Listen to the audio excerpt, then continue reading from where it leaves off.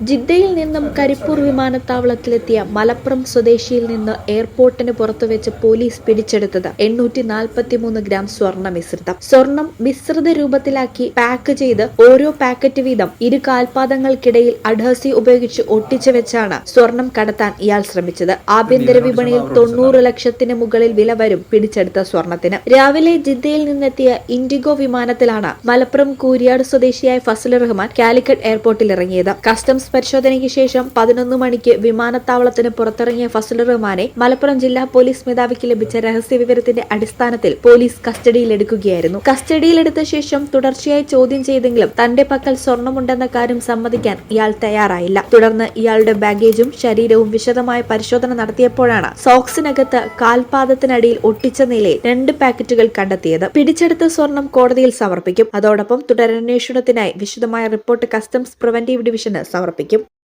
ഈ channel Karipur. SAF education government സ്ഥാപിതമായ Kerala state റൂട്രോണിക്സിന്റെ അംഗീകൃത സ്ഥാപനം കൂടിയാണ് സാഫ് എഡ്യൂക്കേഷൻ. അവർ courses PGDCA, DCA, data entry, Indian and foreign accounting, Tally and GST, AutoCAD, graphic designing എന്നീ കോഴ്സുകൾക്ക് അംഗീകൃത സർട്ടിഫിക്കറ്റോടെ സാഫ് എഡ്യൂക്കേഷൻ പഠിക്കാം. പെൺകുട്ടികൾക്കായി 1 വർഷം ദൈർഘ്യമുള്ള computer TTC, pre primary TTC, fashion designing TTC കോഴ്സുകൾ.